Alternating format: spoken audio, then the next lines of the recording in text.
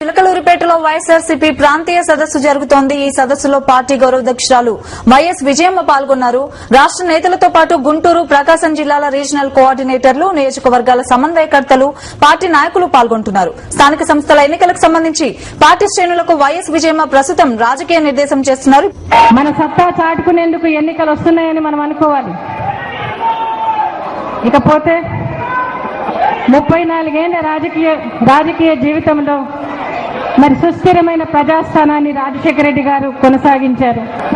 ఇవాళ ప్రజల్లో ఉన్న ఆదరణ, అనుకూలతను మనం గట్టి పునాదిగా వేసుకోవాల్సిందిగా మీకు మనవి చేస్తా ఉన్నా. ఇవాళ మరి ఎంపీ, ఎమ్మెల్యే ఎన్నికలకు మరి మామూలుగా ఎన్నికల్లో కార్యకర్తలు ఎన్నుకుంటారు వాళ్ళను, కానీ ఈ స్థానిక సంస్థల ఎన్నికలు కార్యకర్తలకు అవకాశం లభిస్తుంది. కార్యకర్తలు దీంట్లో వివిధ రకాల హోదాల్లో, అంటే పంచాయతీ కానీ, ఉప సర్పంచ్ కానీ, ఎంపీటీసీ కానీ, జెడ్పీటీసీ కానీ, ఇలా వివిధ రకాలైన పదవుల్లో మరి ఎదిగి మరి అంతకంటే ఎక్కువగా ఎదగటానికి కూడా ఈ ఎన్నికలు దోహదపడతాయి. స్థానిక సంస్థలు వేదికలుగా మనకు ఉపయోగపడతాయి.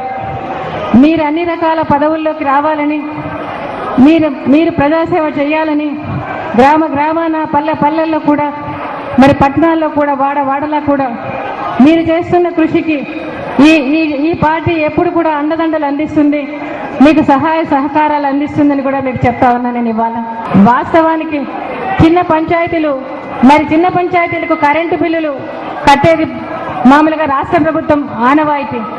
అయితే ఇప్పుడు స్థానిక సంస్థలకు ఎన్నికలకు మరి స్థానిక సంస్థలే కట్టుకోవాలని చెప్పి ప్రభుత్వం ఆదేశించింది. మరి ఆదేశానుసార ప్రకారం ఈరోజు పల్లెలు చీకట్లో మనకి మగ్గిపోతా ఉన్నాయి. ఈరోజు పల్లెల్లో మంచినీరు కూడా దొరకని పరిస్థితి ఉంది కరెంటు కోతల వల్ల. ఈరోజు చాలా ఘోరంగా ఉంది పరిస్థితి. మరి కరెంటు కోతల వల్ల అయితేనేం, కరెంటు బిల్లు మోతల వల్ల అయితేనేం ఈరోజు పంచాయతీలు చతికిలబడ్డాయి. మరి స్పెషల్ ఆఫీసర్ల పాలనలో పన్నుల మీద పన్నులు వేస్తూ బాధ పెడతా ఉన్నారు. మరి సొసైటీ ఎన్నికల్లో అప్రజాస్వామ్యంగా కాంగ్రెస్ ప్రభుత్వం ఎన్నికలు జరిపించుకొని గెలిచిపోయినామని చెప్పి చెప్తా ఉన్నారు. ఈ స్థానిక సంస్థల ఎన్నికల్లో కూడా అలాంటి పరిస్థితే వస్తుంది. మరి కాబట్టి మీరు జాగ్రత్తగా ఉండాలని కూడా మిమ్మల్ని కోరుతా ఉన్నా. కుమ్మక్కు రాజకీయాలు నడుపుతా ఉన్నారు. తెలుగుదేశం పార్టీ, కాంగ్రెస్ పార్టీ కుమ్మక్కై ఈరోజు వీళ్ళు చేసే పని ఏంటంటే, మరి ఈరోజు వైఎస్ఆర్సీపీని, జగన్ బాబును దెబ్బతీయడం, రాజశేఖర రెడ్డి గారిని అప్రతిష్ట పాలు చేయడం కోసం ఈరోజు కార్యక్రమాలు చేస్తూ ఉన్నారు. వీటన్నిటిని గురించి కూడా మీరు ప్రజలకు బాగా చెప్పాల్సిన రీతిగా చెప్పి అన్ని విధాలా ముందుకు పోవాలని కూడా ఆశిస్తా ఉన్నాం.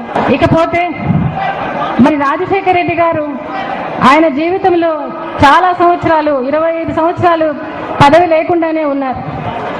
గ్రామాల్లో, మారుమూల ప్రాంతాల్లో తిరిగినప్పుడు మరి గ్రామీణ ఆర్థిక వ్యవస్థ మరి గురించి, ఆ రోజు రైతులు, సామాన్య ప్రజానికం గురించి ఆయన ఆలోచన చేశారు. ఆయన ముఖ్యమంత్రి అయిన వెంటనే చేయాల్సిన పనులు కూడా చెప్పేవాళ్ళు.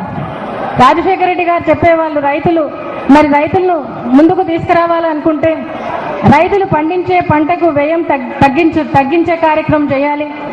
రెండవదిగా రైతులు పండించే పంటకు అమ్ముకుంటే ఆదాయం భారీగా పెరగాలి అని చెప్పి, ఆ విధంగా చేసినప్పుడే రైతులు బాగుపడతారని చెప్పి ఆయన తీసుకోవడం జరిగింది. అందుకని ఆయన మొదటిసారిగా ముఖ్యమంత్రి అయిన రోజే ఆ రోజు ఉచిత విద్యుత్ ఫైల్ మీద సంతకం చేయడం జరిగింది. డబ్బుకు పేదలు కావచ్చు, చదువుకు పేదలు కాదు అని చెప్పి డాక్టర్లు, ఇంజనీర్లు, కలెక్టర్లు కావాలని ఫీజు రీయింబర్స్మెంట్ తీసుకురావడం జరిగింది.